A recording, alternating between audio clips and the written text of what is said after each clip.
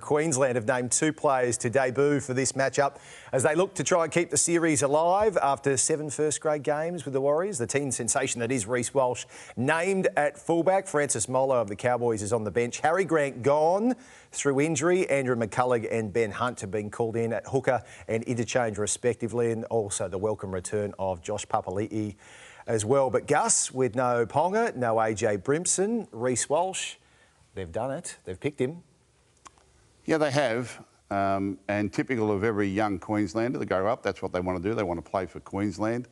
Reece Walsh, even at the thought of it, had his bag packed ready to walk to Brisbane if necessary to go and play for the mighty Maroons. And we wish him well. No one at the Warriors club was denying him the opportunity if it came for him. Everyone was just worried about his well-being and whether or not it was the right thing to be bringing him into a team, particularly this Queensland team at the moment. Maybe back in the day when they had Cameron Smith and Cooper Cronk and Billy Slater and Jonathan Thurston and a tough forward pack, and they were actually on a roll, it'd be a good time to bring him into camp and let him see Origin football from the inside out, and then maybe after a year or so give him a blooding into the Origin side. But to bring him into a team that was beaten 50-6 in game 1, I think is a disgraceful decision by the Queensland selectors. To be asking an 18-year-old to come in and solve this problem is not fair on the kid. I hope he brains him. He's got great talent. He's going to be an Origin player of the future. I hope he scores 5 tries and saves 5 tries. That doesn't justify the decision to throw this kid into the Wolves on Sunday. In what way, Gus? I remember a couple of years ago with Nathan Cleary was being talked about Origin, and you said James Maloney needs to be there with him to support him. Are you worried that he's going to be full-back against Tom Trbojevic, James Tedesco, that he won't recover from this? The scars will be a bit too much for him? Nathan wasn't 18 years of age. Nathan was 20 going on 21 for a start. He had James Maloney with him that we could trust. And looking at the New South Wales side, I knew there was going to be improvement, and a lot of the fight had gone out of the Queensland side. New South Wales did win those 2 series.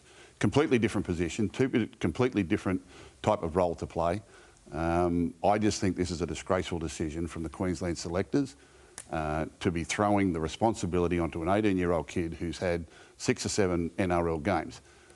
That doesn't escape the fact that I think Reece Walsh is an outstanding young talent, will be an Origin player of the future, and at the right time and place could be injected at this level of football.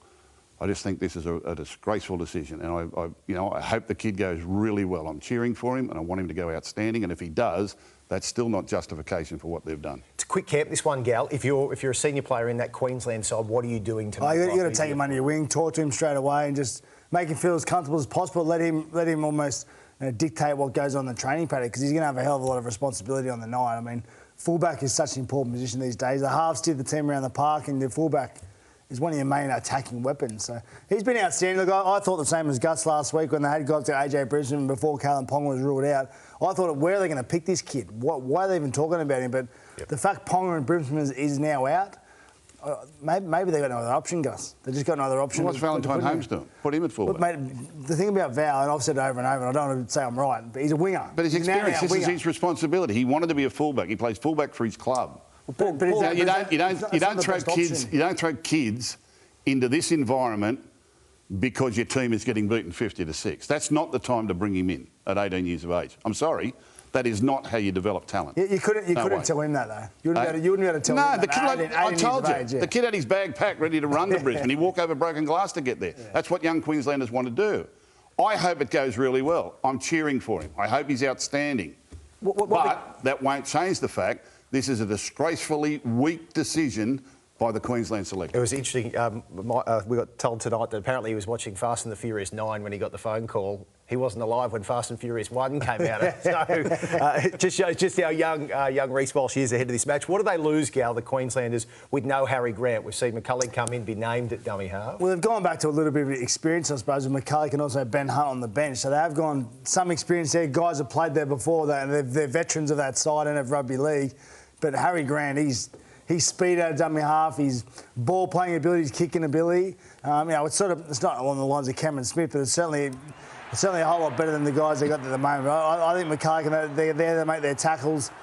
They're not going to be a threat out of dummy half like Harry Grant was. That's going to be a huge downfall for the Queenslanders, I believe. But yeah, good luck to them. Again, I'm not really too concerned about them. I just hope the Blues win and win well. One big takeaway from Game 1 in Townsville, Gus, was the fact that obviously Christian Welch gone early, HIA. massive loss mid-game for them. And then no Josh Papali'i at the time. He returns very timely. Yeah, look, I said before Origin 1, I had real concerns over the work rate mentality and defensive mentality of their forward pack, and that's the way it played. Yep. I've said this game was over after 50 seconds. Once Queensland made the decision to defend like club football, because everyone's defending submissively because of the head-high crackdown, and we're seeing blowout scorelines in club football, I thought Origin would be different. I thought they would still get up, as Queenslanders do, get up offside, belt their opposition, you know, push the barriers, push the referee, get some favours and get themselves into the contest.